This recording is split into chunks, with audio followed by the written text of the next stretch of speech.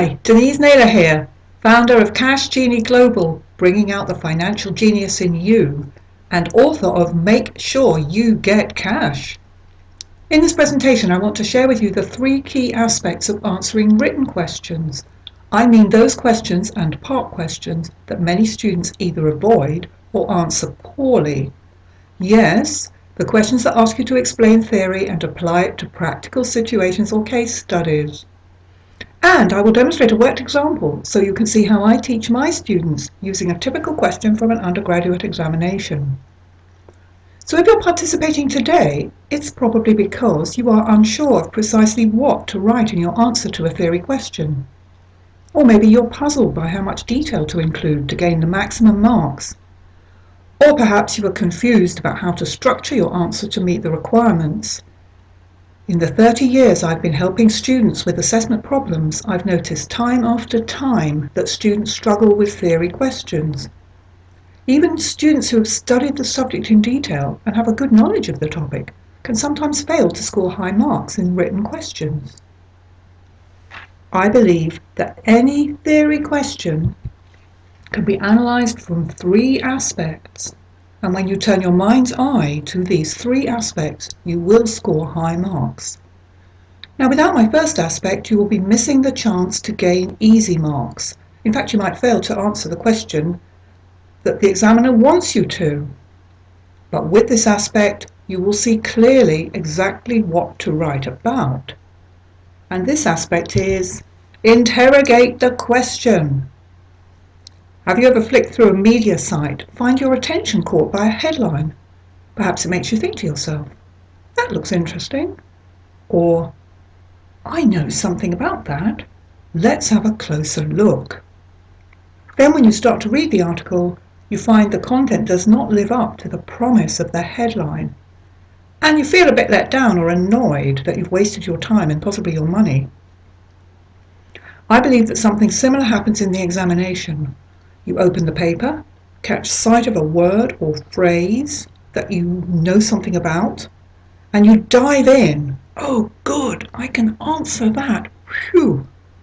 You then rush to write down everything you know about the topic, but it might not be the answer to the question that the examiner has asked. Unluckily, the examiner can't be relied upon to ask the question you want to see on the paper. We call this a knowledge dump, and there are no marks for dumping. If you want success, you need to get close to the question. You need to interrogate the question to unpick its meaning. Here's what you need to do, and you might want to write this down. Get up close and personal with the question. Get up close and personal with the question. Get up close and personal with the question. Now, are you the person who insists on writing out your own answer regardless of the examiner's instructions? Or are you willing to read the question, pause, and think about what the examiner really wants you to write about before you start writing? Here's what I want you to know and remember. Don't dump, don't guess. Read the question, get it? Yes. Don't dump, don't guess. Read the question, get it? Yes. Now that my second aspect, you are likely to omit important material from your answer. In fact, you may not score enough marks to pass. But when you consider this aspect, you will know how to compose your answer to cover everything the examiner wants from you. This aspect is include all the right content. How do you do this? You use the mark allocation to guide you to the level of detail you need. If there are 5 marks available for the answer, you cannot score more than 5, no matter how much you write. To maximize your marks in the exam, you must keep to time. So mark up the minutes on your question paper and keep your eye on the clock. Would you like to know a quick way to work out the minutes allowed for each question? Well, I use the formula double the marks and take away 10%. Double the marks and take away 10%. Supposing you have a 20-mark question, how many minutes can you allow? That's right, 36 minutes. Did you get that? Well done. Double the marks less 10% gives me the minutes. 20 doubles to 40.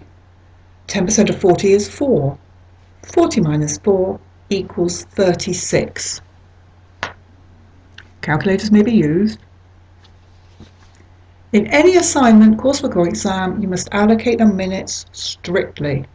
You will score more marks if you write something for every part of every question, however brief, rather than write one part or one question only at great length.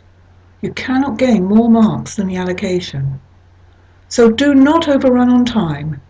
If you find you have more to say, leave half a page blank in your answer book. You can come back to it later if you have time.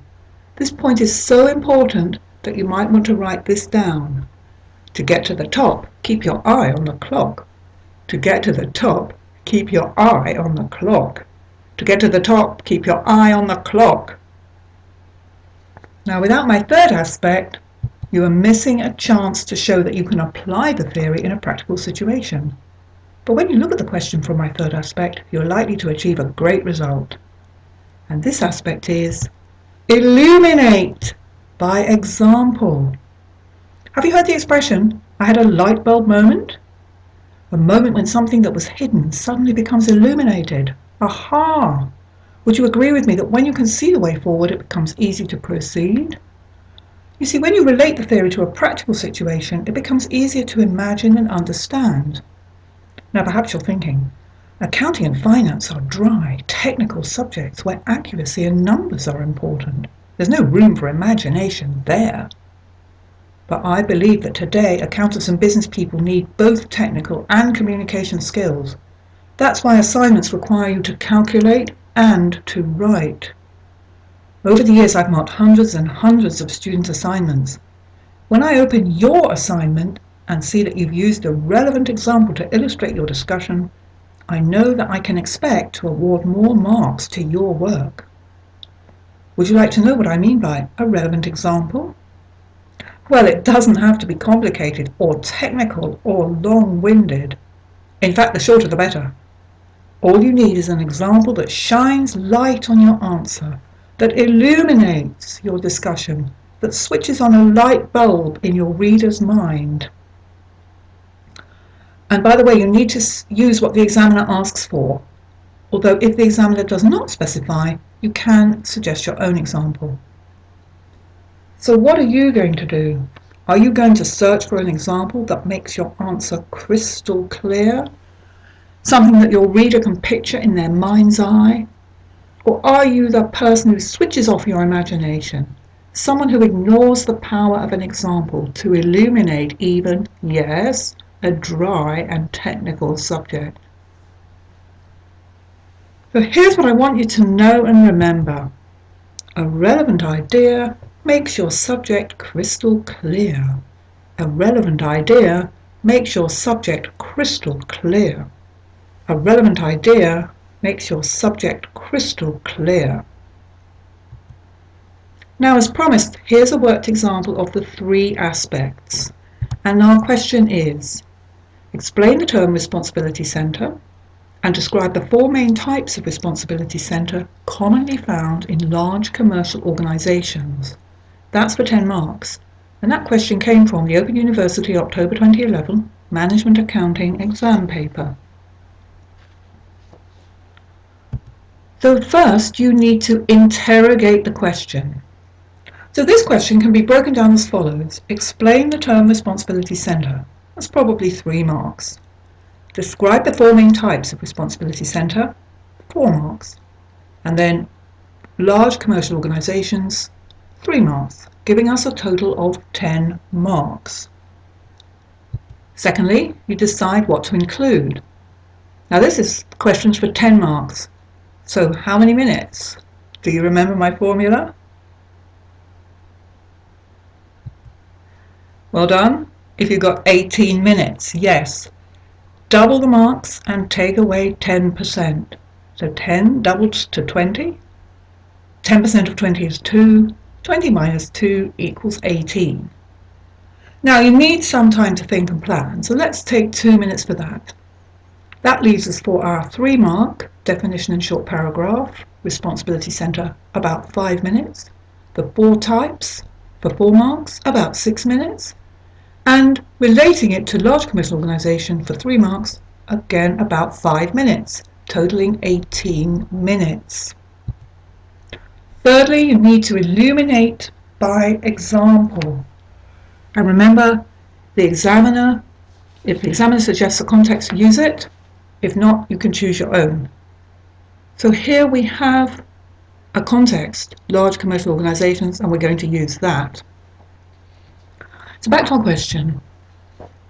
Explain the term responsibility centre. Describe the 4 main types of responsibility centre commonly found in large commercial organisations. So for the first part, explain the term responsibility centre.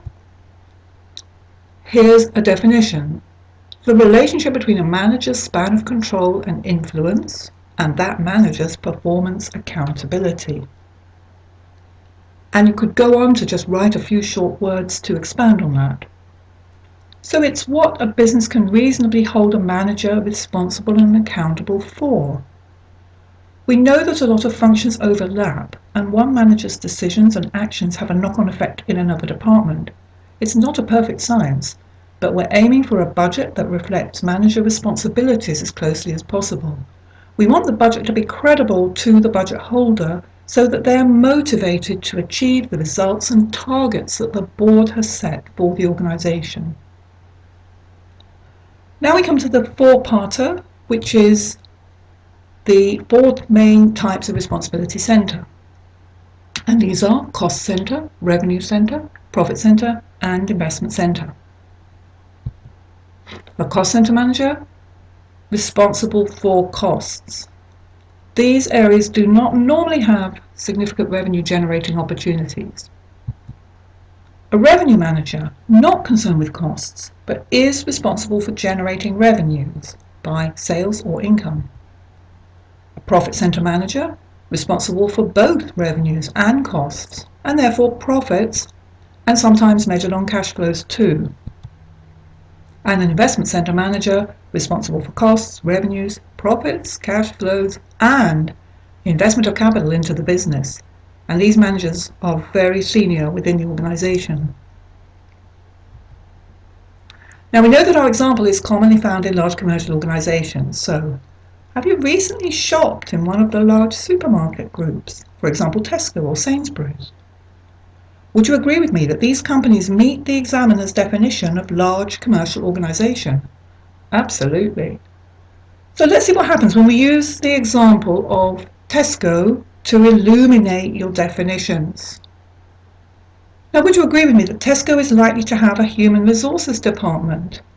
Yes, of course it has. It has thousands of people employed. And would you agree with me that it's very likely that there would be one central HR department? I've never worked for Tesco, but that would seem logical. So Tesco HR department is an example of a cost centre. It needs to be efficient and effective for all staff across the group, but it doesn't generate revenues of itself. Now, what would be an example of a revenue centre in Tesco? Well, perhaps a section within a store, such as in-store bakery. The bakery manager has the job of selling fresh bread and bakery products to generate revenues every day of the week. And a profit centre in Tesco might be an individual store, the store manager being responsible for both revenues and costs within their store. And for an example of an investment centre, we want to think about how a large commercial organisation might be managed and controlled. And it's very common that it's divided geographically. So we might say that, for example, North of England division would be a good example of an investment centre. So can you see how you can use your own daily experience to imagine how the theory might work in practice? The examiner doesn't expect you to know how Tesco is organised, but is looking for you to demonstrate that you can apply the theory intelligently in a real-world situation. This brings extra clarity to your answer and gets you those marks that you want. So there you have it. Success in written questions. The 3 aspects. First of all, interrogate the question, include all content and get it done in time, and illuminate by example. Thank you for being on this call.